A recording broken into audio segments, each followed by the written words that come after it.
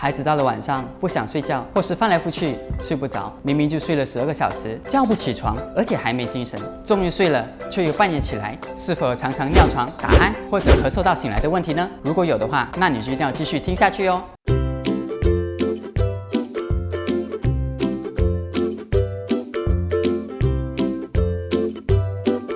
大家好，我是 Alpha Dental 的 Dr. Enrico。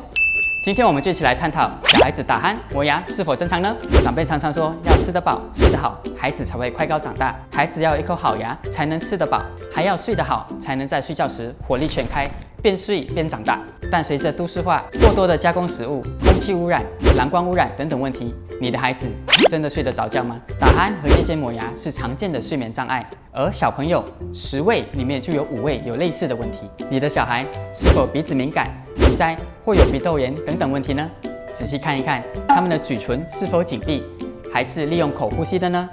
这又跟磨牙、打鼾还有牙齿有什么关系？口呼吸会造成脸部和口部的肌肉失调，造成这些问题，间接导致呼吸管道的不顺畅，上下颚的发育不完善，舌头被往后推，间接导致呼吸睡眠障碍、打鼾、磨牙等问题。美国著名牙医 Dr. Stephen Lin 表示 ，Snoring is choking in our sleep， 所以它不是一个正常的现象哦。澳洲牙齿矫正专科 Dr. Mahoney 也认为这些问题应该提早发现与治疗，与耳鼻喉专科合作，再通过牙齿矫正、扩张牙床、口肌运动等等来帮助孩子健康成长。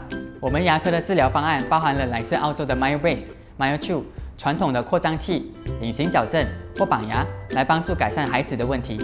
预防胜于治疗，在解决孩子睡眠呼吸障碍的同时，还可以让小孩子有一口好牙哦。配合耳鼻喉专科的治疗，给你的孩子一个健康的人生吧。如果你想要知道更多牙科的知识，你可以在下面留言。我是 Alpha Dental 的 Dr. Enrico， 我们下一期再见。